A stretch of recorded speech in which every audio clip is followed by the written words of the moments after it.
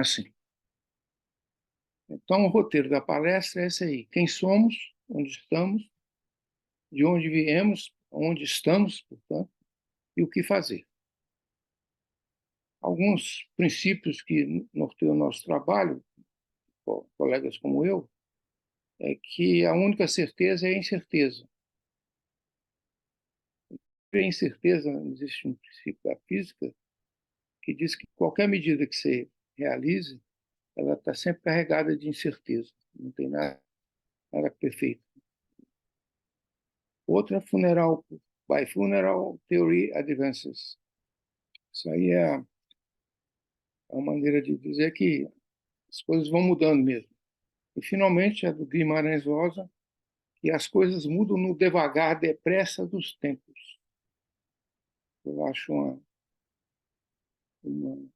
frase muito interessante. Muito bem. Quem somos, onde estamos? Aí tem mais uma do Guimarães Rosa. Todo o caminho da gente é resvaloso, mas também cair não prejudica demais. A gente levanta, a gente sobe, a gente volta. É aquela maneira de fato, se cair, levanta e continua em frente. Então, primeiro é a origem e situação da Universidade Brasileira no contexto internacional. As primeiras universidades brasileiras são as seguintes. A Amazonas, em 1909, a Amazonas estava, de certa forma, na frente de várias coisas. Paraná, em 1912. A UFMG, em 1927, vai fazer daqui a 3 anos, 100 anos. A Universidade do Rio, em 1920. A Universidade de São Paulo, em 1934. E comparando, Bolonha é 1088, a primeira, né? E Harvard, 1636. Agora, informações sobre academias e agências. A Academia Brasileira de Ciência é de 1916. A Academia da França, de 1666. Muito antiga. National Academy of Science dos Estados Unidos, 1863. Você vê que a nossa academia é bem mais nova do que essas da França e dos Estados Unidos. O CNPq foi criado em 1951, junto com a CAPES, em 1952. A National Science Foundation, em 1950, a mesma época. Então, o financiamento, digamos assim, da pesquisa, em princípio, tem origem nos Estados Unidos e no Brasil praticamente na mesma época.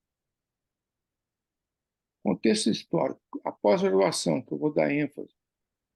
Parecer Sucupira, Conselho Nacional de Educação, CAPES, Produção Científica, Plano Nacional de Pós-Graduação. Eu preciso tirar isso aqui, que senão eu não consigo ler, gente. Ah, deixa para lá, esse outro aqui embaixo. Não consigo. Não.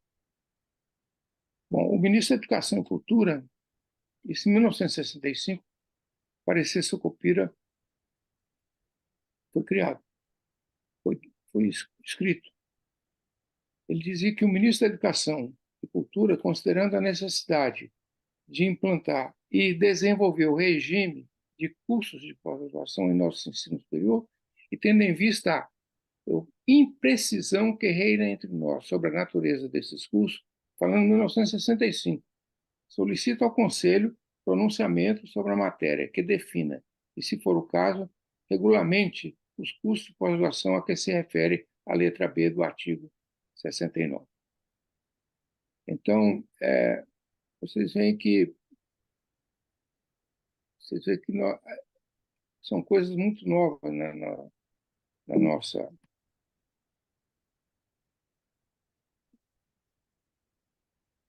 Então, em 2001, temos a resolução do Conselho, que estabelece normas para o funcionamento dele. Em 2017, alteração das normas para funcionamento de pós-graduação estrito sensu. Como eu disse, tudo muito recente.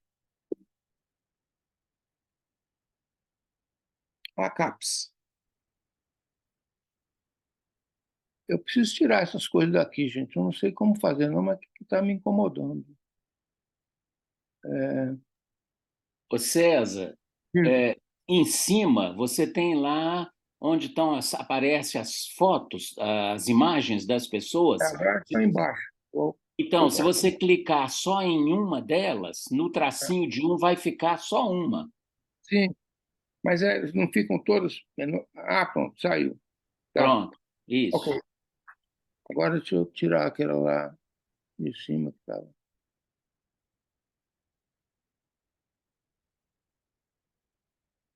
Ok. Então a CAPES foi criada, como eu disse, em 1951, CNPq em 50. As avaliações da CAPES dos cursos começam em 76, quer dizer, 25 anos depois, com os conceitos ABCDE. Depois tem uma mudança em 98 para os conceitos 7, 6, 5, 4, 3, 2, 1. Em 87, nós tínhamos 815 programas de pós-graduação avaliados. Em 2007, são 2.448. Em 2015, são 4.000 cursos de mestrado e doutorado, 250 mil matrículas e 66 mil titulados. Então, é um aumento realmente significativo em relação a 2005. O sistema cresce. A questão é saber com que qualidade. Em 2021, são 7.138 cursos em 4.000, praticamente 700 programas, em 463 instituições de ensino superior. Esse é o resultado da CAPES. O Plano Nacional de Pós-Graduação, que é de competência da CAPES, que faz parte do Plano Nacional de Educação do país.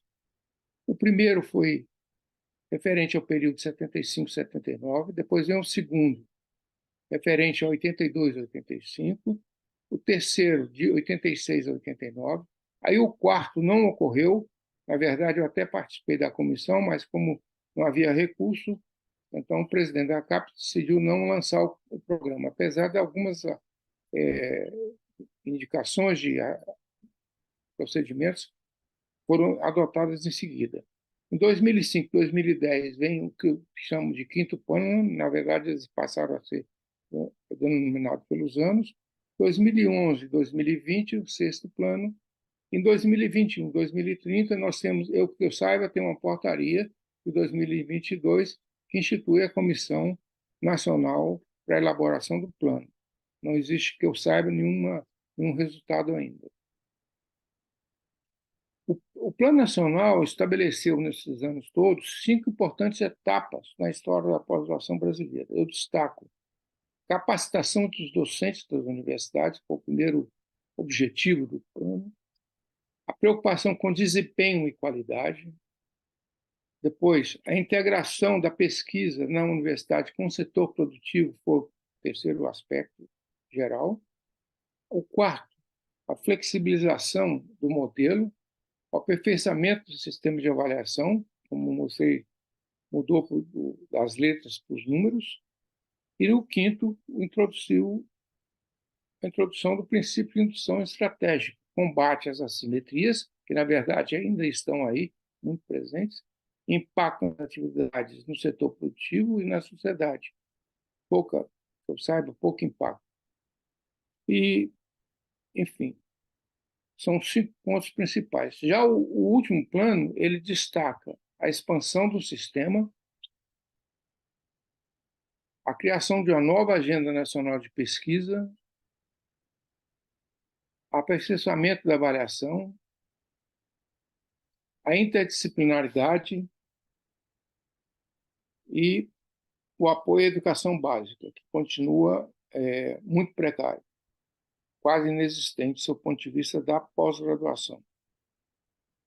Universidades federais, que são, eu estou dando esses exemplos, são as instituições públicas, tirando a USP, a Unicamp e a Unesp, que são estaduais, as federais são essas aí, são 69 universidades, multicamp, em 800 localidades, distribuídas em 510 municípios, que eles espalham no Brasil inteiro, 1,5 milhão de estudantes, 84% de graduação, 16% em pós-graduação, maior número de programas de mestrado e doutorado e de estudantes neles matriculados. produção científica e impacto. Esse aí é um dos últimos resultados das pesquisas.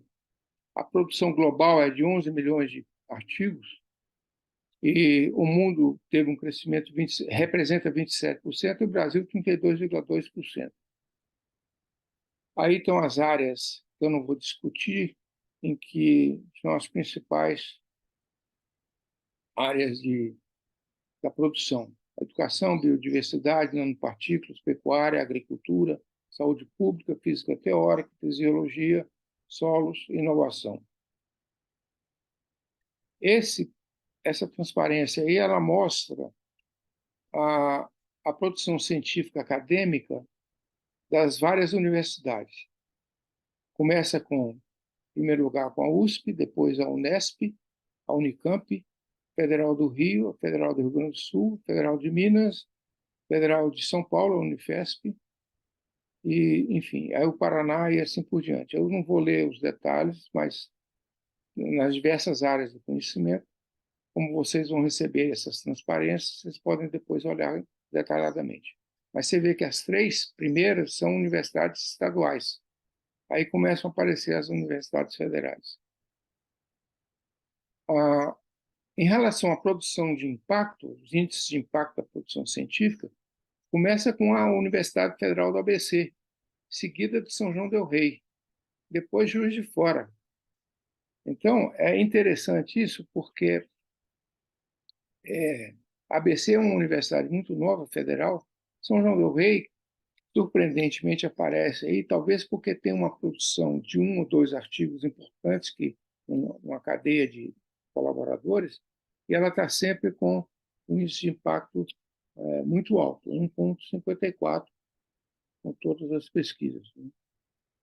E, bom, aí as outras estão aí, a nossa UFMG está lá 1,03, o índice de impacto dela. Também depois, mais tarde, vocês podem olhar com detalhe esses gráficos. A produção científica nacional comparada com o resto do mundo. O primeiro está os Estados Unidos, está lá 2 milhões de artigos. Depois a China, Reino Unido, etc. E o Brasil aparece em 13º lugar com 280 mil artigos. Ela cresceu, a produção, 30% nesses últimos 6 anos, o dobro da média mundial. Aí tem a colaboração com a indústria. Embaixo está a participação das diferentes universidades, São Paulo, Rio, Unicamp, Federal de São Paulo, Rio Grande do Sul, Minas Gerais, e em cima a colaboração com a indústria, que cresce regularmente a partir dos anos 2000. Aí a intensidade de investimento, esse gráfico mostra, em diferentes cores, o investimento em cada um dos países. Está aí com 1% a 2%, está o Brasil, os Estados Unidos está lá acima de 2%, e assim por diante. A evolução dos recursos para o MCTI. Vocês notam que, ao contrário do que se esperava, desde 2012, por aí, o investimento pelo MCTI, ao MCTI, vai caindo. Então, isso vem caindo em diferentes governos ao longo desses anos. Produção científica brasileira, e o resumo é o seguinte: a produção caiu 7,4% em 2022, quando compara com o ano anterior. Foi a primeira queda desde 96, quando os dados começaram a ser tabulados. Brasil e Ucrânia foram os que mais perderam produção científica na comparação 21-22. E a Ucrânia está em guerra, hein? Brasil, a produção caiu de 80 mil para 74 mil. Resumo ainda. O Brasil conquistou, em 2006, a 15ª posição no ranking dos países com maior produção de artigos. No topo estão os Estados Unidos, com 32%, e a Alemanha, com 8%. Pesquisadores brasileiros publicaram 16 mil artigos em revistas importantes do mundo, 4 vezes menos que os alemães, que publicaram 8%. Algumas comparações em CTI. Comparação com a Coreia do Sul. A produção científica brasileira é equivalente à da Coreia em até 2022. Em 2023 ficou menor, 20%. Para cada patente brasileira, a Coreia registra 42 novas patentes. A colaboração entre setores acadêmicos e corporativos, a média de 2% no Brasil, frente a um patamar perto de 5% da Coreia. Quer dizer, a produção científica da Coreia, com um tipo de comparação, ela é acompanhada de uma relação com o setor produtivo, social, muito maior que no Brasil. Aí eu coloco dados que vocês podem utilizar depois, o PIB brasileiro, o PIB da Coreia, comparando o que é menor do que o do Brasil, o consumo brasileiro e o consumo da Coreia. Aí a gente tem aí uma visão completa dos dois países. Alguns problemas brasileiros. Por exemplo, pesquisadores por milhão de habitantes. O Brasil possui, segundo a Unesco, 700 pesquisadores por milhão de habitantes. Já a China tem 1.100, a Rússia 3.100, a União Europeia 3.200, Estados Unidos 3.900, Coreia e Singapura 6.400 e Israel 8.300.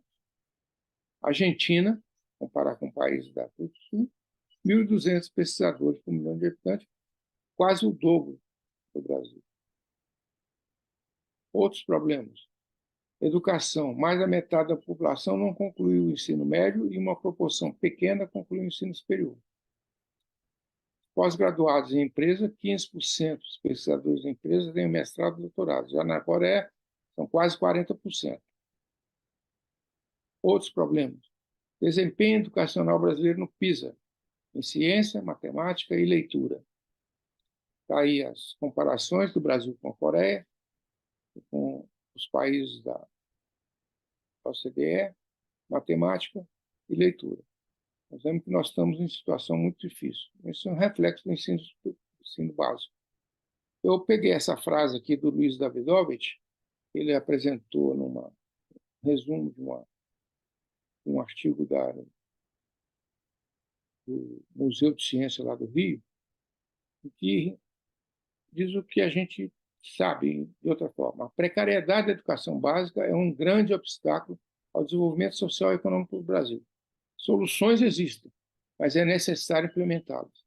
Esse finalzinho, soluções existem, mas é necessário implementá-las. Há 25 anos atrás, eu fiz uma frase semelhante em relação à pesquisa e pós-graduação. Número de pesquisadores por região. A simetria foi reduzida, mas ainda existe. E é só em número de pesquisadores, não é em tudo. Hoje, as regiões Sul e Sudeste possuem 63% de pesquisadores com doutorado e 59% do total de grupos de pesquisa registrados no CNPq. Em 2022, o número de doutores no país, 20% no São Paulo, 10% no Rio, 11% em Minas e 1,7% no Espírito Santo. Então, isso mostra realmente o Sudeste. Os centros de excelência apoiados pelo governo brasileiro, dia segunda-feira, com a palestra do presidente do CNPq, eu peguei 2 números que mostram que o Sul e o Sudeste têm 40 e tantos desses centros de excelência, e o Nordeste e Norte, 20. Mostra de novo as simetrias. E elas estão em todos os lugares, né? De onde viemos para onde e onde estamos. Tem uma frase aí da Lewis Carroll, do Rainha das Copas, que diz que é preciso estar em completa evolução para continuar junto com os que estão com a gente. Algumas premissas. Reforma universitária já? É uma pergunta. Direito de cidadania. Isso é uma afirmação. Inclusão, acesso e permanência. É uma afirmação. Conteúdos e programa. É uma outra premissa. Questão necessária para o nosso ensino superior. A universidade do passado é do presente? São instituições rígidas, burocráticas e cartoriais. Elas têm, ao longo desses últimos anos, evoluído no sentido de reduzir a burocracia, mas ainda continuam muito rígidas e cartoriais. São estruturadas em departamentos disciplinares, que vêm substituir o antigo catedrático. Foi uma evolução em relação ao catedrático, mas não é nada bom esse tipo de estruturação. É ordenada de cima para baixo. O reitor é quase um principado, ou reitora é quase um principado. Profissionalização precoce e anacrônica. Isso é uma situação normal. E o mundo hoje? Agora eu saio daí do que nós somos enquanto universidade e vou para como é que o mundo está. Uma afirmação é a explosão do conhecimento e da riqueza. O primeiro dado é o PIB per capita. Vocês notem que ele praticamente era baixíssimo do ano 600 ao ano 1600. Depois, em 1800, ele começa a crescer e cresce de uma maneira vertiginosa. Ou seja, isso é mais recurso. Né?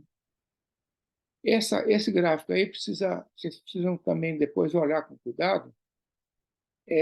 Começa com o ponto da vida lá atrás, começo da história, e vem evoluindo lentamente até chegar nos primatas, e aí tem uma evolução ao computador pessoal. Telefone e eletricidade e computador antes, Revolução Industrial pouco antes, mas elas estão todas em cima da mesma linha. Esse gráfico é interessante porque você pode comparar as diferentes etapas do conhecimento, da evolução do conhecimento pelo ser humano. Crescimento do conhecimento e riqueza.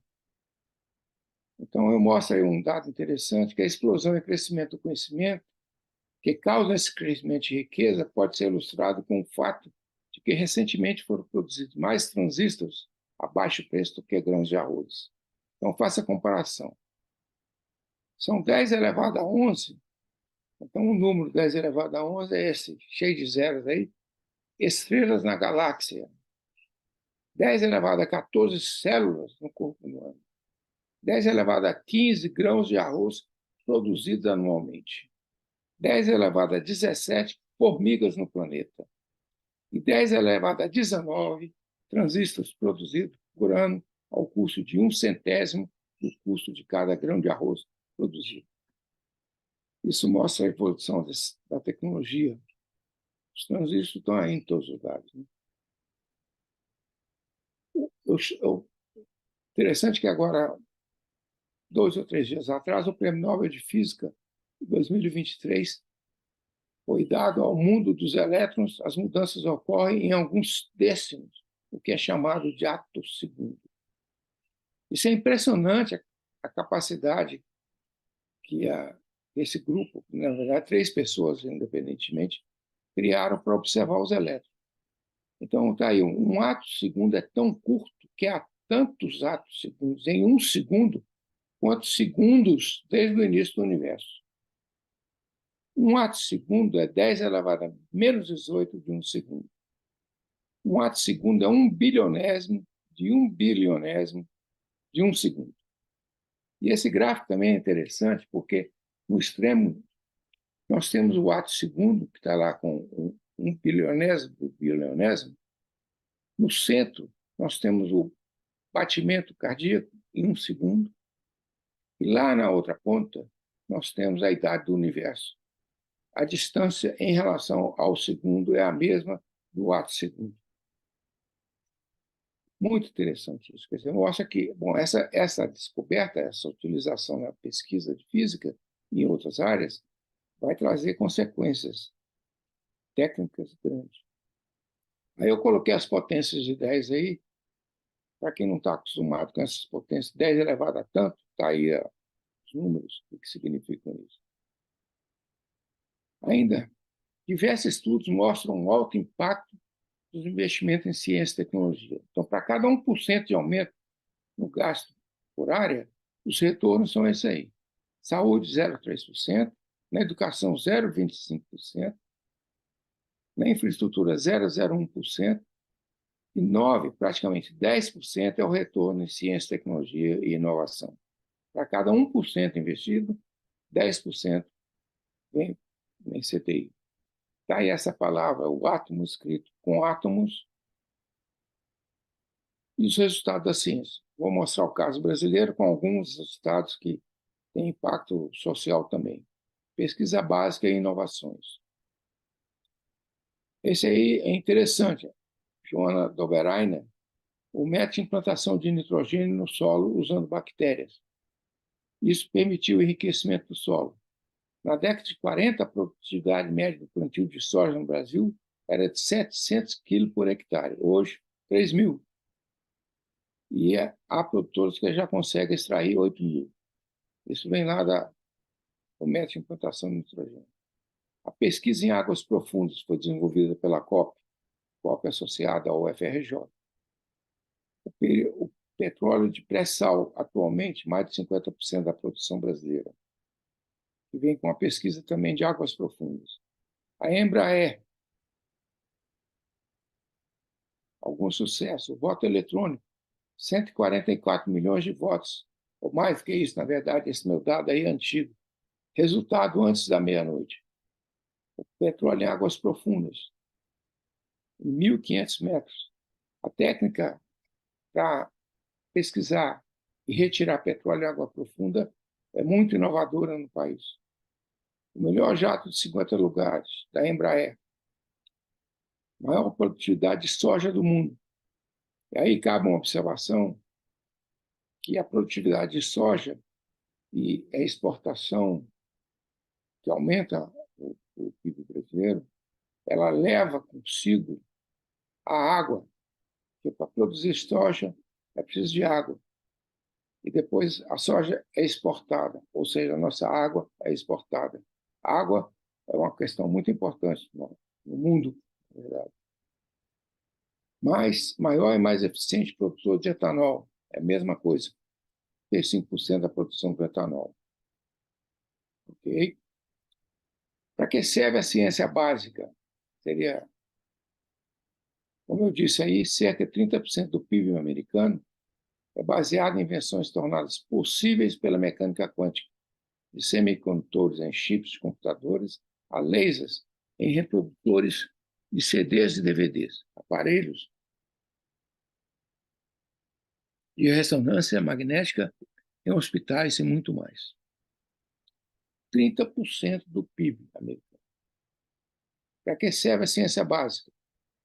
O Faraday respondeu a Gladstone, então ministro das Finanças dos Estados Unidos, da Inglaterra, dizendo, quando perguntado sobre isso, sobre o uso prático da eletricidade, ele disse: um dia, senhor, o senhor vai taxá-la. Isso é verdade. Nós temos aí a energia elétrica, uma das origens é uma das leis do eletromagnetismo, Faraday foi responsável, uma delas, né?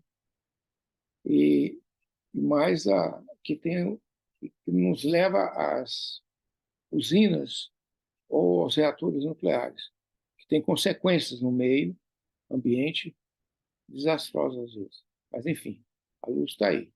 E está sendo taxada, como nós sabemos. O que fazer? Rupturas. Isso aí é uma consequência da estrutura das nossas universidades, ou de uma maneira geral. A competência adquirida por uma pessoa no começo do seu curso praticamente vão ser obsoletos no fim de sua carreira. Fim de sua carreira, ou seja, 30 anos, 40 anos depois. O que deve ser aprendido não pode ser precisamente definido de maneira antecipada.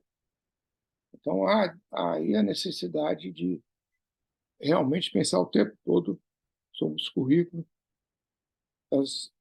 as graduações, principalmente. A visão que se consolida internacionalmente.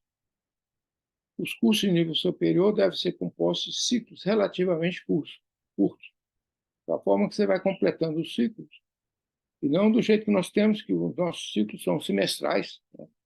E o curso leva 8 semestres ou 4 anos. O conhecimento avança rapidamente e o recorte das profissões é altamente instável. Apenas uma formação com sólida base científica, que eu chamo atitude, mais do que a referência à ciência, é muito mais uma atitude científica, permite que o profissional se adapte eficientemente ao que dele se exige. Essa construção do currículo através dessa atitude científica leva a pessoa, dá à pessoa condições de ir se adaptando ao longo da sua vida. Problemas cada vez mais temáticos e menos disciplinares. Cursos têm de ser suficientemente flexíveis. O estudante deve poder reorientar sua formação no meio do caminho. Isso exige, claro, uma mudança nas nossas universidades. Conclusões. Nova pedagogia que privilegia a coaprendizagem, inteligência coletiva para enfrentar a inapreensível quantidade de conhecimento. A crise da autoespecialização. O especialista, costumo dizer, que sabe tudo sobre nada. Esse é o especialista perfeito. E o que não se comunica? Pela complementaridade das abordagens disciplinares. Reformas centralizadas não funcionam. Indução de novos padrões. Novos padrões auto-organizados são um assunto que, por si só, cabe mais do que uma palestra. Temos que atuar como uma força, não como uma força conservadora. Isso é válido mesmo. Modelos de soluções messiânicas que impõem um padrão já não se aplica mais. Sem preconceito. É saber viver plenamente a complexidade. Uma visão sem ação é apenas um sonho. Uma ação sem visão perde-se no tempo. Uma visão com ação muda o mundo. Isso aí é o Mandela que diz. A Universidade do Amanhã. Essa citação é tudo na sua medida excelente, é um provérbio grego. Pan metrum ariston. Ariston é excelência, metrum é medida, pan, tudo. É muito interessante porque as medidas têm que ser tomadas de acordo com o ambiente que elas são feitas. Você pode ter um curso de graduação excelente e não ser necessariamente parte de um conjunto maior. Eu coloquei o nome do Alfredo aí porque com ele que eu dividi as opiniões sobre a Universidade do Amanhã, que seriam do presente. Autonomia plena. Nós não temos autonomia plena.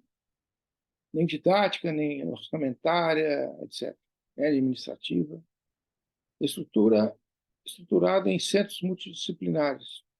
Seriam flexíveis, você tem percurso ao invés de curso, multi, inter e transdisciplinaridade é a chamada para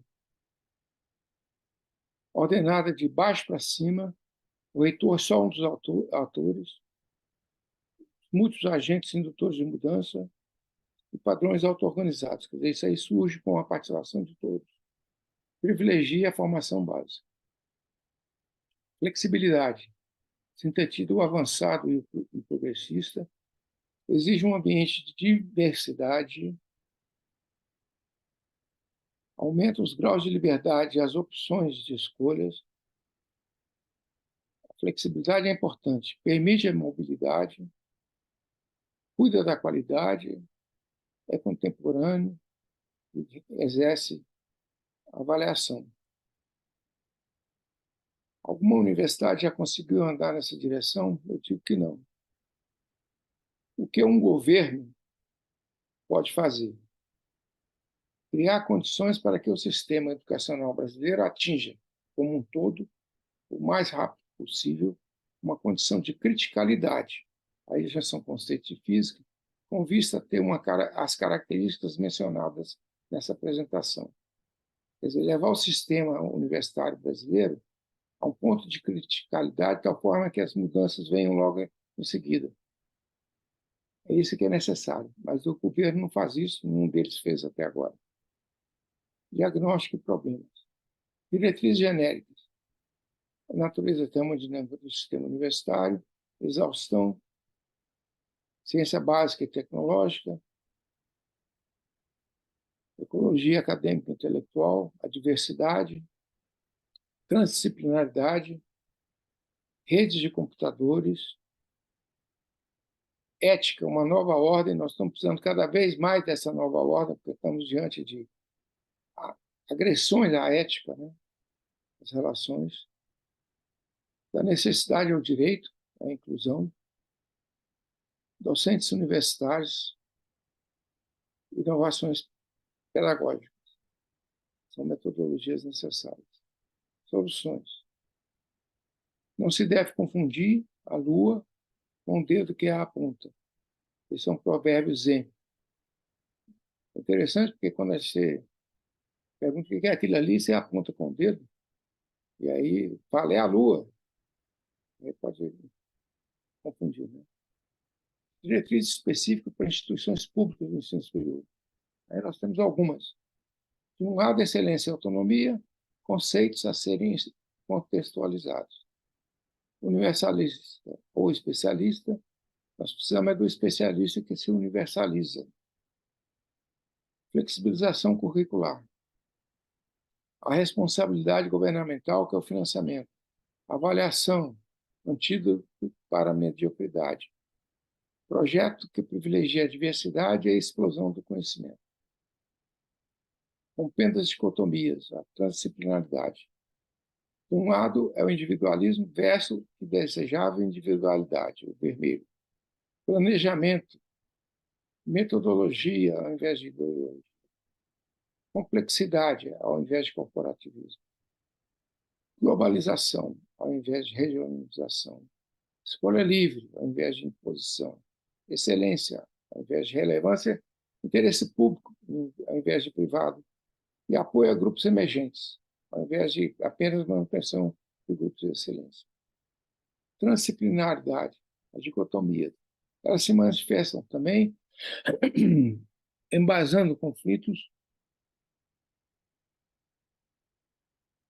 entre a postura autoafirmativa, que vai aparecer à esquerda, e a integrativa, que vai aparecer à direita. Na forma de pensar, intuitivo, sintético, universalista, não linear, é o desejado. Dinâmico, nos valores, conservação, cooperação, qualidade, parceria, ao invés de dominação. Aí o nosso Piaget, aí a frase que ele fez em relação à transdisciplinaridade e à tradução. Enfim, na era das relações interdisciplinaridades, pode-se prever o surgimento de uma era superior que seria transdisciplinar, que não se contentaria em esperar interações ou reciprocidade entre pesquisas especializadas, que é a disciplinaridade, né?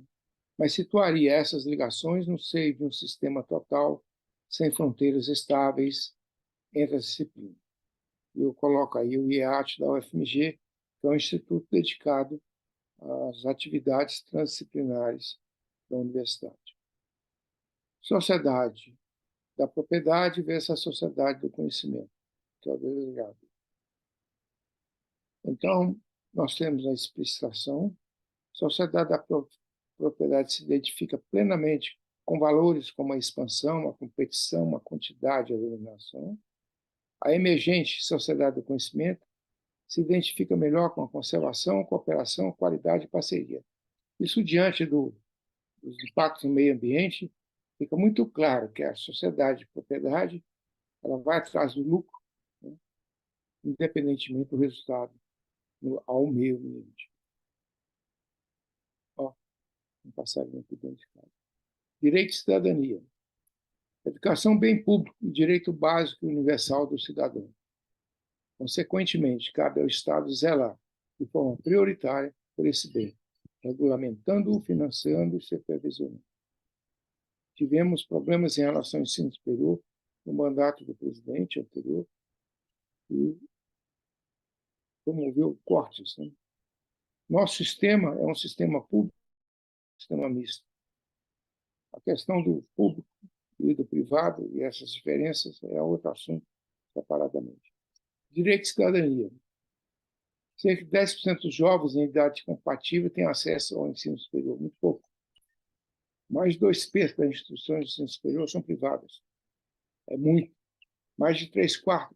E o pior é que as universidades privadas elas não têm as atividades completas, como a só graduação, principalmente em medicina, está aí uma disputa atual, mas não tem pesquisa em outras áreas, não tem laboratórios, e as bibliotecas são muito precárias, não tem atividade de extensão, a não ser as que visam ver. Mais de 3/4 das matrículas no ensino superior são instituições privadas. Desigualdade social. Eu vou dar um exemplo apenas, tem vários. O Brasil é um dos países mais desiguais do mundo. O trabalhador médio brasileiro gasta mais de 4 meses do seu salário para pagar seus impostos. Alguns pagam até 6 meses de salário, enquanto apenas 1.600 pessoas em todo o país são tão ricas que juntas guardaram 246 bilhões de reais em fundos exclusivos, que mal são tributados. É interessante que nos dois extremos, você tem o rico que não trabalha e não paga imposto, e o pobre que não tem emprego e não paga imposto. Direitos sociais. Isso aqui é muito recente também. O Brasil completou ontem, 5 de outubro, 35 anos da Constituição. Mas ainda há desafios a serem enfrentados. Eu copiei essa frase, atribuída ou feita corretamente pelo professor Cristiano Paixão, que apareceu ontem no jornal, que resume bem o que a gente pensa sobre o assunto. Trata-se da universalização do texto constitucional, ou seja, a capacidade de inferir na sociedade de modo propositivo, com o objetivo de fazer valer seus principais objetivos, que são reconhecimento da dignidade da pessoa humana, dignidade, então. Construção de uma sociedade livre, democracia, então, justa e solidária, redução das desigualdades sociais e a promoção do bem de todos sem discriminação. Então, a Constituição apresentou essas diretrizes que até hoje não foram respeitadas pela nossa sociedade. Inclusão das minorias, balanço. Aqui é um poema do Carlos Drummond. A pobreza do eu, a opulência do mundo. A opulência do eu, a pobreza do mundo. A pobreza de tudo, a opulência de tudo. A incerteza de tudo, na certeza de nada. Esse é o nosso Drummond. Esperança. Esperança é a que tem plumas, e na alma vem pousar. E canta a canção sem palavras, e nunca para de cantar. Está dentro da gente o tempo todo. É o que a gente tem, esperança. Essa aí é a origem desse poema, de Emily Dickinson. Obrigado.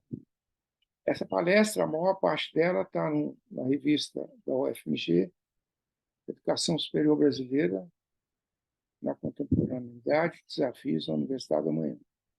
É no volume 28, número 1, as páginas estão aí. Então, mais uma vez, obrigado. Obrigada, César. Foi ótimo te ouvir.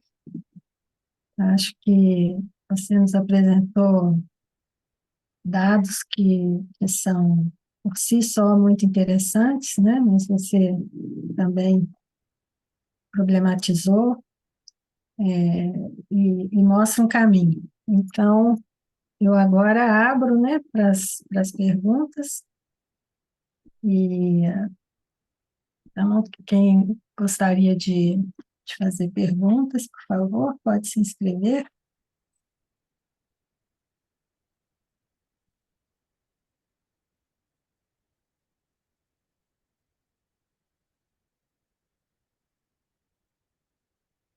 perguntas?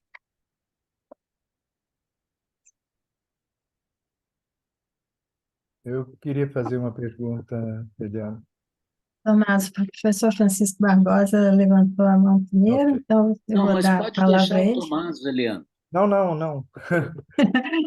Vamos esperar, então. Professor Francisco Barbosa, por favor. Não é necessariamente uma pergunta, eu só queria ouvir um pouco mais do César. Eu entendo que a universidade brasileira, como ele muito bem definiu, ela é tremendamente rígida e começa a sua rigidez com a visão quase que exclusivamente disciplinar, o que eu acho que é um entrave enorme para mudanças, para avanços.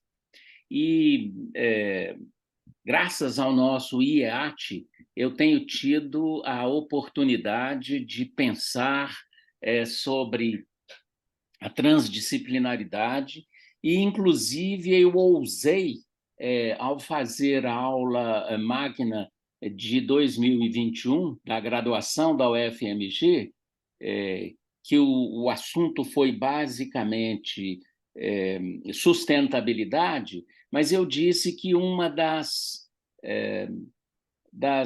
urgências maiores é que a universidade invista na transdisciplinaridade. É claro, sem desconsiderar a importância de uma formação disciplinar, mas entendendo que ela precisa avançar na transdisciplinaridade.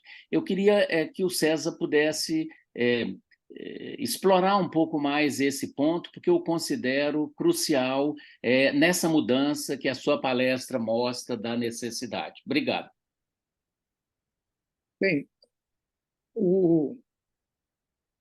a transdisciplinaridade, apesar de não ter sido implantada na nossa universidade de forma como um procedimento normal, né, ela já é, como o próprio Alfredo tem estudado, ela já é uma etapa anterior às outras formas de lidar com o conhecimento que eu desconheço com o conteúdo. Eu acho que o problema você vê, quando a universidade passou do catedrático para o departamento, ela levou o poder que estava na mão daquela pessoa, ou daquelas pessoas que eram catedráticos da unidade, para a Câmara do Departamento, ou o colegiado de curso. E, a partir daí, ela cria, então, suas pró-reitorias, etc. Antes eram conselhos, depois viraram pró-reitorias, né, de graduação, de pós-graduação, de pesquisa. Você vê que aí já começou a quebrar graduação, pós-graduação, pesquisa, extensão, ao invés de ser de ter uma unidade, uma referência de unidade. Então, há necessidade, primeiro, para a transdisciplinaridade fazer algum sentido, ou ter, eu creio, ter alguma aplicação da universidade na formação das pessoas, que vão lidar com problemas, não com disciplinas, ela precisa, primeiro, ser suplantada ou ultrapassada pela burocracia da universidade, pelo sistema rígido, né, de procedimento. Qualquer coisa que você venha fazer na universidade, você tem um caminho burocrático por trás que não deixa muito para a criatividade. Então, ter a sua vida disciplinar, eu sou professor da disciplina tal, do curso tal, no departamento tal, da unidade tal. Pronto, então, eu só fico cuidando daquilo ali, não quero saber do resto, não. Não vai acontecer com disciplinaridade dessa forma. Mas, enfim, Tomás. Oi, César, eu adorei realmente a sua fala. Tem muita coisa que eu gostaria de te perguntar, mas eu vou focar em uma só. Você, em um certo ponto, falou avaliação, antídoto para a mediocridade. O que você acha dos critérios de avaliação que são adotados na universidade no Brasil? Na verdade, na universidade ela não tem isso. Que eu saiba, se tem, são muito ruins. Mas, em geral, ela não tem. Ela deixa a questão da avaliação para fora. CNPq que faça essa avaliação dos bolsistas para a bolsa de pesquisa. Eu acho interessante isso também, porque, de novo, o próprio CNPq, quando criou a bolsa de pesquisa, eu, inclusive, fiz parte do primeiro comitê de Física e Astronomia, não haviam nem critérios, nós fomos propondo os critérios de avaliação dos docentes, ele foi evoluindo ao longo dos anos, mas o CNPq, ao invés de ter um programa de... Bom, ele atende a avaliação, ele usa a avaliação para dar uma bolsa, né? Ao invés de ser o contrário, a bolsa tem nada a ver com a avaliação das pessoas ou das instituições. A universidade, menos ainda. A universidade não tem, a não ser a CPPD, que antigamente fazia uma análise dos departamentos e tirava dessa análise, que era uma análise acadêmica, tirava a indicação de quantas vagas deveria ir para o departamento A, quantas vagas para o departamento B, e aí o conselho adotava essa proposta e as vagas eram distribuídas através dessa análise da CPPD. Não sei como é que anda atualmente, mas, enfim. Eu não vejo um sistema de avaliação que entre, de fato, no mérito, né? No sentido que a gente espera. A CAPES mesmo, você vê, ela tinha um sistema de avaliação de curso, né? Ao invés de ser, avaliava os indivíduos e a produção dos teses através de uma nota ao curso, que começou com ABCD e depois passou de 7, 6, 5, por falta de critério mesmo. Quer dizer, ela precisava incluir mais 2 itens para poder. Então, hoje você tem uma universidade, um curso, que tem conceito 3, e aí está no limiar de não receber recursos, quando você devia estar investindo. Eu cansei de dar exemplo na comunidade, e na CAPES, inclusive. O nosso curso de física, quando foi criado, sem nenhuma burocracia por trás, ele, se fosse avaliado na época que ele foi criado, ele não passaria nos critérios da CAPES, nem nos critérios do CNPq. Era um curso que não tinha problemas de laboratório, porque não tinha laboratório. Não tinha problemas de biblioteca, porque não tinha biblioteca. Tinha um corpo docente precário, muito precário. Quando o mestrado começou, um professor doutor na UFMG, um professor bacharel também da UFMG e um professor doutor da USP, que vinha de 15 em 15 dias dar aula para os estudantes. Então, esse curso, quando surgiu o sistema de avaliação da CAPES, ele foi A. E daí para frente ele mudou de A para 7 e ficou. Então, se você cria ou abre espaço para a criação sem punir, que é o caso que a avaliação da CAPES hoje faz, sem punir, você dá margem ao crescimento, ao aparecimento de atividades, e principalmente em regiões do país e dentro de universidades, dentro de áreas de conhecimento que têm dificuldades de se estabelecer. Mas têm dificuldades por causa da burocracia, não por causa da possibilidade de surgimento da qualidade dentro desse embrião. Mas, enfim, tem vários casos assim. Obrigado. Alfredo. Testando o som, estão me ouvindo? Estou ouvindo, estou te vendo aqui. Ok, vamos lá. Eu falar do César, vocês dão um desconto, tá? Porque eu convivo com ele, é uma história de vida. Ele foi meu orientador de mestrado, para vocês terem uma ideia. Desde então a gente anda junto. Então, o que eu falar dele, vocês dão um desconto aí, porque... Bom, o César sempre teve vou falar um pouco dele e depois colocar uma questão para ele.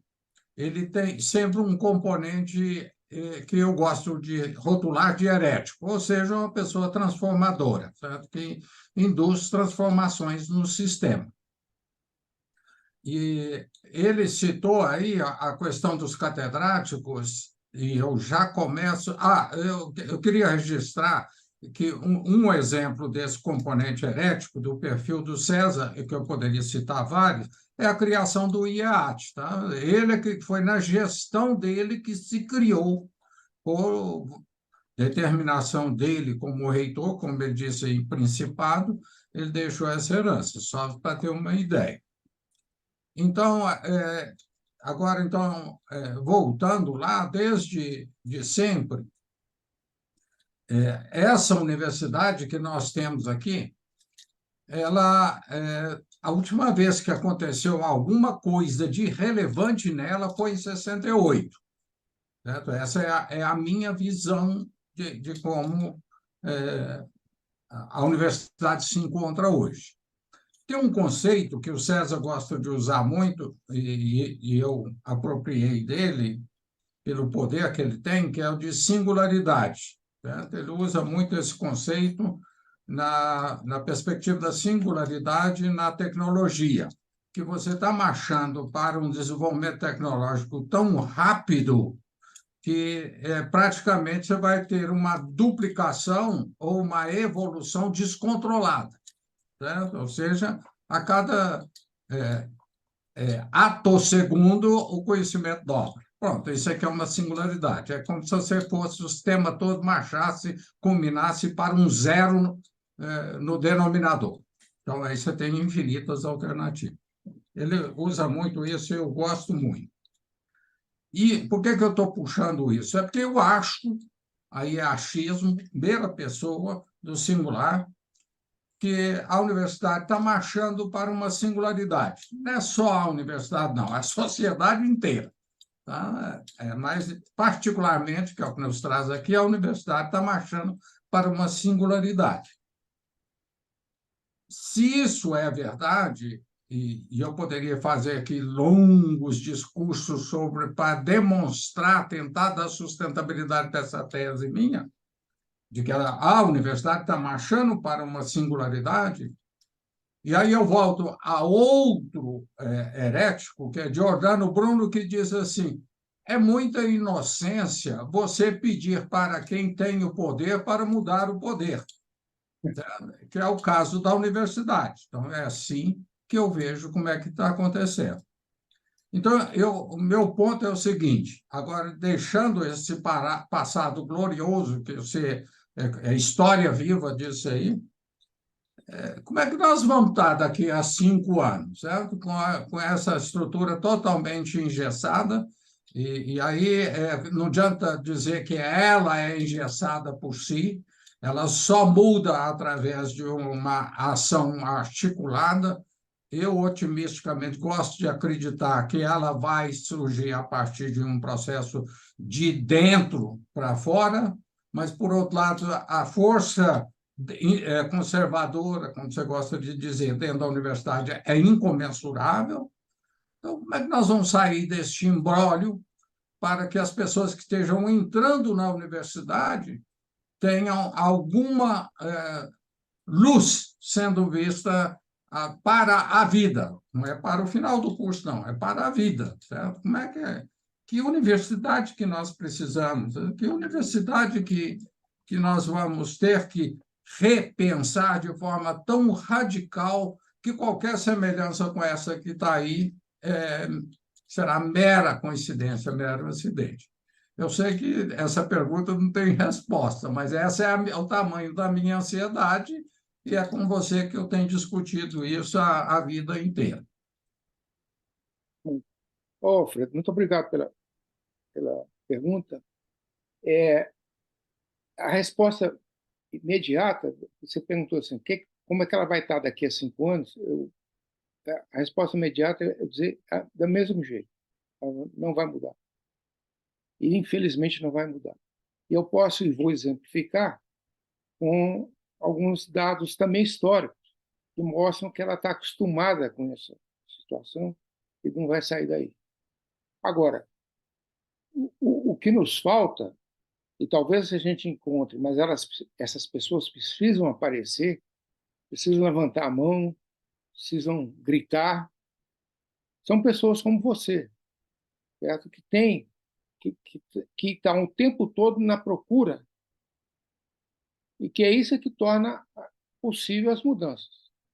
Não que seja uma atitude autoritária, mas a procura, o desejo de encontrar, é um desejo fundamental para permitir a mudança e, portanto, supostamente, o crescimento de alguma instituição, de alguma pessoa, de alguma relação. Eu digo, a minha resposta primeira era que eu vou responder da seguinte forma: por que 5 anos não vão acontecer nada? Na segunda-feira, o presidente do CNPq deu uma palestra aqui na universidade, eu assisti, o Galvão. O Galvão é um amigo nosso, de longa data, e ele é um físico, inclusive trabalhou, o laboratório dele é um laboratório de fusão, mostra a visão que ele tem das coisas. Fusão seria uma das soluções energéticas importantes, né? Ao contrário da fissão, mas que não tem sucesso ainda, não apareceu ainda no mundo. E Galvão, como presidente do CNPq, ele apresentou os planos. Na verdade, foi uma palestra muito boa, tecnicamente falando, mas ela não levanta a perspectiva de mudanças. Eu tinha mandado para ele, quando ele foi indicado para o CNPq, um discurso que eu fiz, uma saudação, na verdade, que eu fiz às pessoas que estavam entrando na Academia Brasileira de Ciência há praticamente 25 anos atrás, no dia 28 de abril de 1999. E aí eu chamava a atenção desses jovens, esses novos acadêmicos,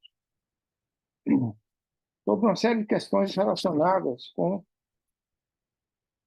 a consolidação da ciência brasileira.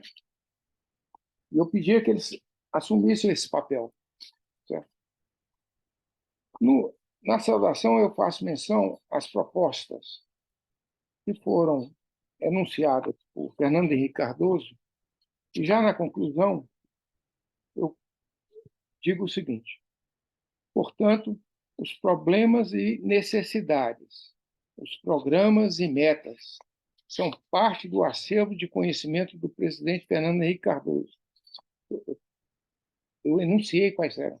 Todos nós concordamos. E esperamos de toda a sua equipe. Basta executar. Aí eu passo, como professor e pesquisador, como representante de associações científicas e como dirigente acadêmico, aguardo as diretrizes, os procedimentos, as regras e o estabelecimento das condições para que eu possa cumprir minha parte. Eu acho que tem muita gente pensando assim, mas não vem, essas diretrizes não vêm, essas regras não vêm, procedimentos não vêm. Então eu concluo dizendo: eu aguardo, estou vivo, tenho esperança. E aí eu recupero umas palavras de Rubem Alves sobre a esperança, que eu mostrei aqui de outra forma, que é o que nos resta. Rubem Alves diz o seguinte: hoje não há razões para otimismo. Até, na verdade, nós estamos com um pouco mais de chance. Hoje só é possível ter esperança. O otimismo se alimenta de grandes coisas. Sem elas, ele morre. A esperança se alimenta de pequenas coisas. Nas pequenas coisas, ela floresce. Basta-lhe um morango à beira do abismo. Hoje é tudo que temos ao nos aproximarmos do século XXI. Isso era antes de 99. Morangos à beira do abismo. Alegria sem razões. A possibilidade da esperança. Alfredo, nesses 25 anos foram várias coisas ocorrendo, mas quando nós continuamos do mesmo jeito. As universidades continuam do mesmo jeito. Quer dizer, os nossos órgãos de financiamento, CNPq, CAPES e FNDCT, continuam do mesmo jeito. Esses artigos publicados, etc. e tal, não estão trazendo nenhum enriquecimento às pessoas brasileiras, às pessoas, né? Aos brasileiros. A miséria continua existindo. Quer dizer, Então, o que nos resta é esperança. E, então, isso me deixa um pouco triste, porque falando, eu não estou criando nada. 25 anos atrás, eu falei essas coisas e não estavam. E o que eu vejo é que lá para cá, a nossa participação não contribuiu pouquíssimo para mudar o estado de coisas, né? Então, você é um otimista, muito mais do que eu. Eu sou mais para pessimista do que para otimista. Eu aprecio você muito nesse aspecto. Você sempre apresenta soluções ou propostas ou reflexões, né, que trazem mudanças incorporadas nelas. Então, isso é muito importante. Eu certamente valorizo esse tipo de coisa. Na ênfase da esperança, né? Então, é isso. Obrigada, César. Nós temos a pergunta da Marilis. Então, assim, É, boa tarde, gente. Boa tarde, professor. Muito obrigada pela sua fala. E a hora que o senhor estava falando daqueles números de pesquisadores por milhão de pessoas, eu fiquei bastante surpreendida. E eu queria saber, assim, se tem alguma possibilidade desse número aumentar ou diminuir, e também fazendo um paralelo com isso. Uma pergunta de forma assim bem altruísta e utópica. O que tem alguma coisa além de ter esperança que nós podemos fazer? Que a gente faz com essa questão dos números no Brasil serem baixos, né? Relativamente de pesquisadores e artigos e relevâncias. O que a gente pode fazer além de ter esperança? na verdade, o que eu tenho presenciado, os colegas também, é que o que é importante, muitas vezes, está sendo feito, né, de várias formas. Principalmente atividade de jovens como você. Quer dizer, quando a pessoa exerce a atividade, né, procurando com honestidade, né, encontrar soluções e contribuir com soluções, ou pelo menos com reflexões, isso é um grande passo. Isso é um grande passo. Um dos problemas que nós temos no nosso país, e eu creio que em outros também devem existir semelhantes, é que nós estamos entregues a um conjunto pequeno da sociedade que limita o nosso crescimento, que impede as ações no sentido de melhorar as condições do povo. Nós estamos no meio dos políticos.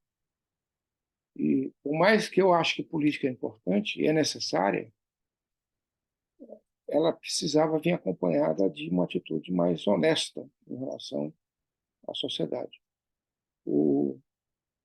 Infelizmente, isso não ocorre. Tem um ou outro político, você vê a Constituição brasileira, foi votada sob a presidência de Ulisses Guimarães, esse sim tinha a dimensão correta do que deveria ser um político visando os interesses sociais, né? Visando os desafios sociais. Infelizmente, não sei se nós temos Ulisses nos dias de hoje. Mas, enfim, o trabalho de vocês, jovens, é que vai nos trazer mudanças, né? Obrigada, César. Tem mais alguma pergunta, pessoal?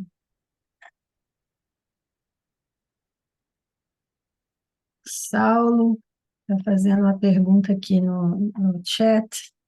Eu vou ler a pergunta dele. Que mudanças no percurso graduação, mestrado, doutorado, pós-doutorado poderiam ser facilmente implementadas para incentivar a transdisciplinaridade e consolidação de disciplinas emergentes? Ok. É interessante porque ele mostra qual é o roteiro, o trajeto do Saulo. Ele mostra qual é o trajeto que inicia na graduação e vai ao pós-doutorado e o que precisa ser feito para que a transdisciplinaridade... Bom, aí nós temos sempre o par, né, presente, em geral, mais de um, talvez, mais de dois, que é um estudante, né, a pessoa em formação, e o orientador ou orientadora, ou orientadores ou orientadoras. Eu acho que, do ponto de vista do estudante, ele não tem nenhum impedimento de ter atividades que sejam transdisciplinares. Se os orientadores dele, nos diferentes níveis da graduação ao pós-doutorado, tiverem essa atitude diante do conhecimento, a atitude de procurar o problema, resolver o problema, e não a disciplina, ou seja, lidar com a transdisciplinaridade, aí ele, muito provavelmente, vai se formar trazendo consigo não só o resultado dos seus trabalhos, mas trazendo consigo a atitude transdisciplinar. Ele não precisa ser ensinado dela. Ele aprendeu fazendo. Isso aqui... Então, de novo, a gente volta dentro da universidade. A universidade é setorizada em graduação, pós-graduação, doutorado. Desse jeito, ela não vai para frente. Tem que flexibilizar a formação, tem que flexibilizar o ensino e a própria pesquisa. Então, é isso, Saulo.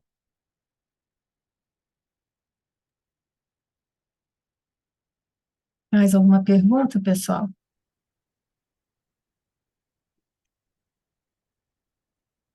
Bom, eu vou fazer uma pergunta, César. Eu não fui orientanda do César, como Alfredo, mas eu conheço o César há 40 anos. E eu conheci o César quando eu era uma jovem estudante de graduação. E o impacto do César, para mim, além da vida pessoal, mas profissionalmente foi tremendo, porque o César justamente sempre acreditou, né, nessa ideia de que se a gente tem a volição, a gente pode fazer, pode correr atrás.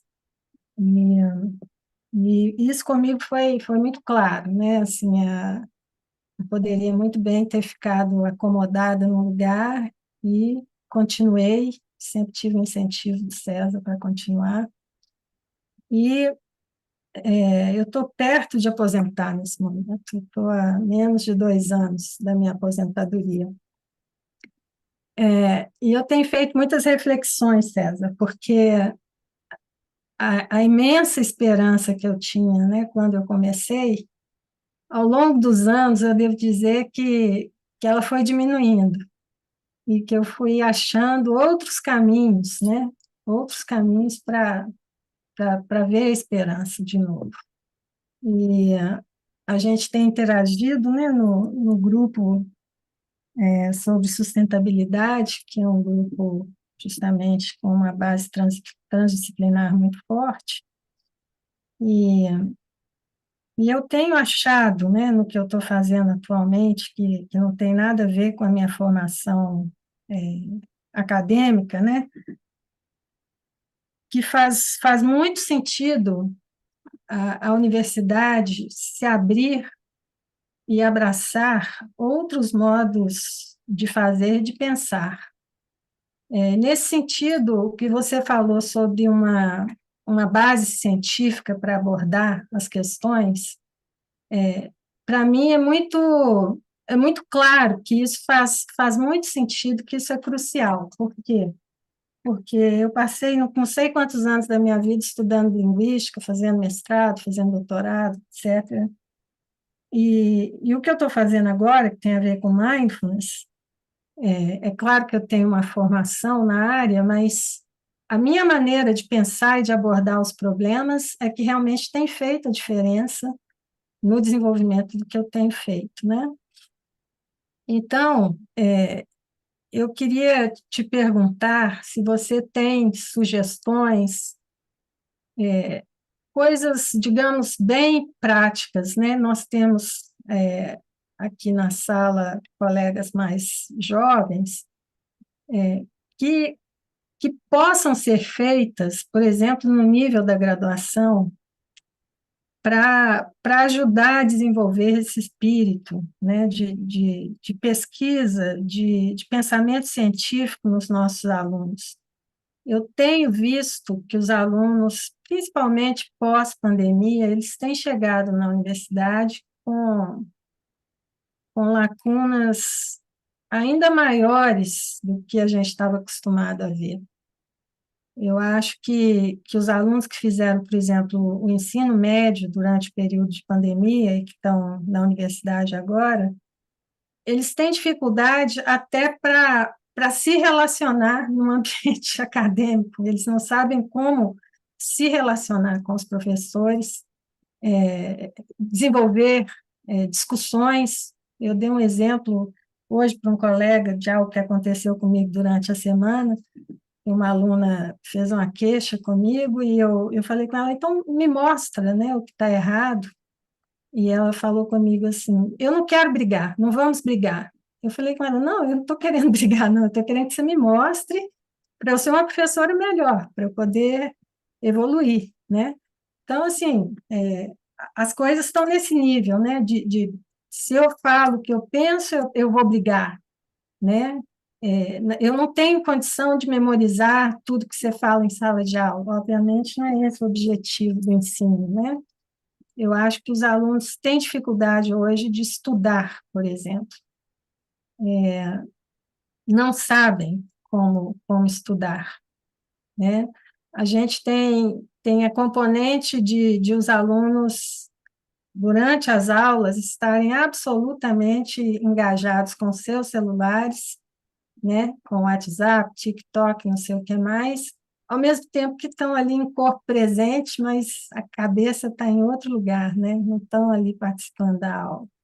Enfim, são muitas questões, muitos problemas, e eu gostaria de te ouvir, assim, se você tem alguma intuição, né, a respeito de como a gente deve prosseguir, e principalmente como os jovens professores devem prosseguir nesse caminho na universidade, formando os jovens, transmitindo, né, e ajudando os jovens a criar essa esperança e os meios para mudar a sociedade brasileira. É, Eliana, é o seguinte, uma das coisas, eu estou tentando juntar com...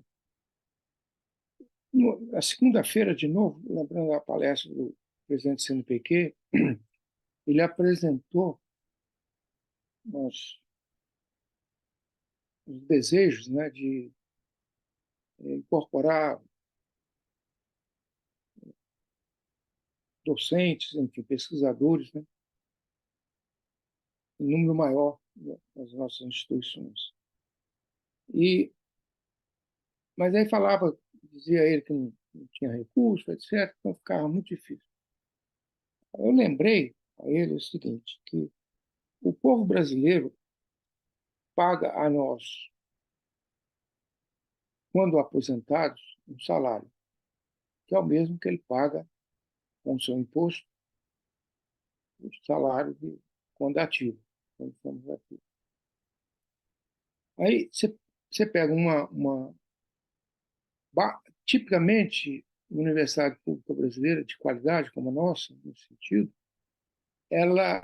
os docentes entram com a idade de 30 anos e, portanto, com mais 30 ou 35, ou 25 e 30, estão se aposentando. E quando eles estão aposentados, eles simplesmente saem da universidade, mas o povo continua pagando. E esses ex-docentes, né, estão plenamente ativos, têm muito para contribuir, muito para contribuir. Não só no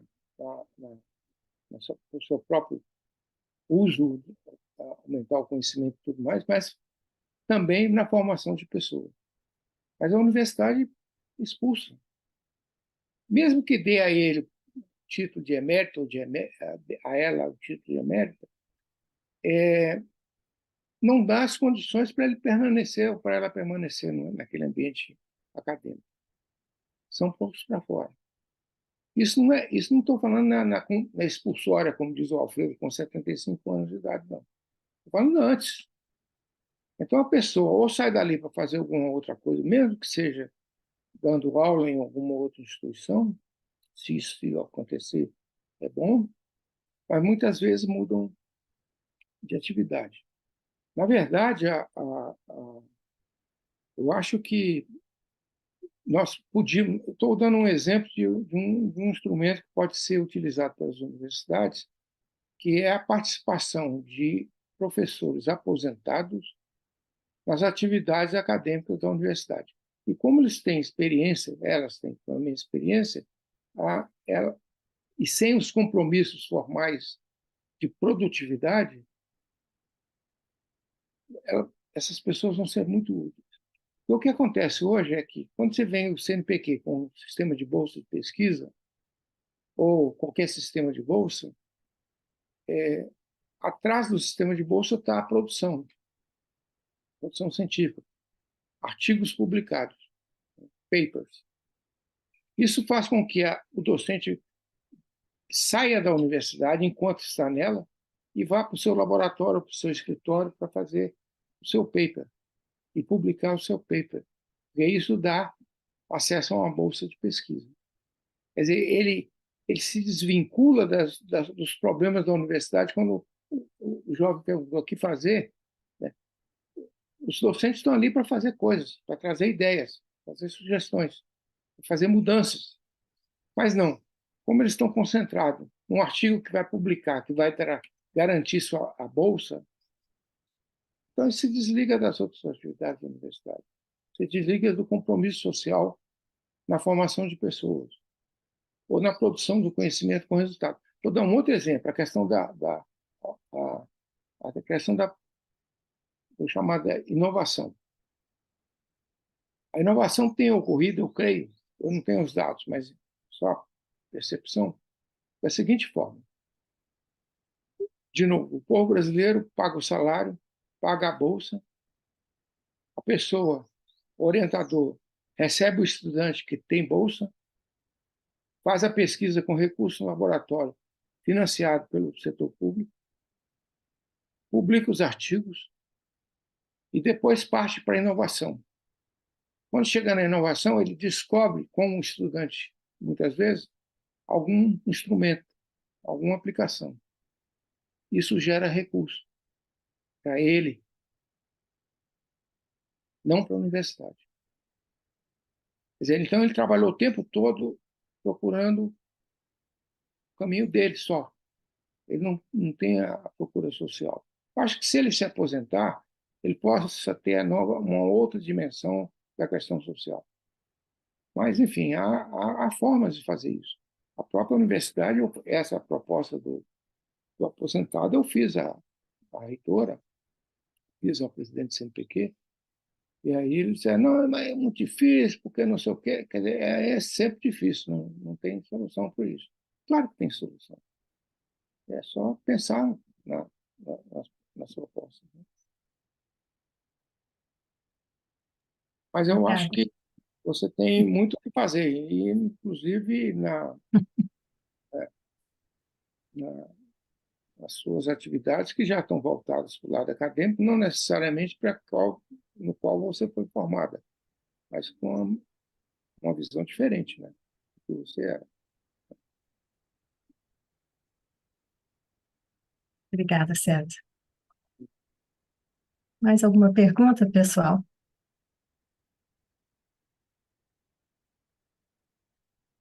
Não? Bom, então acho que nós podemos agradecer a presença do César, realmente uma palestra excelente. O César gentilmente me mandou os slides, eu vou disponibilizar esses slides para todos vocês. E e a palestra será disponibilizada no canal do YouTube, no NELC, e então fiquem à vontade para compartilhar com outras pessoas e também fazer contato, né, com o professor César, caso vocês queiram continuar a conversa. Eu acho que a apresentação dele, quando vocês olharem com calma, vocês verão que tem dados super interessantes que daria uma conversa bastante longa. Então, César, muito obrigada pela sua generosidade de compartilhar, né, o seu conhecimento, a sua presença conosco. Muito obrigada a todos que estão aqui e espero que a gente tenha outras oportunidades de interação. Muito obrigado. Foi realmente muito bom. Muito obrigado, César. Obrigado a você, Francisco. Obrigada, pessoal. Então, eu vou encerrar a sessão, me despeço. Um grande abraço a todos Um e abraço a até a todos. próxima. Tchau. Tchau, pessoal.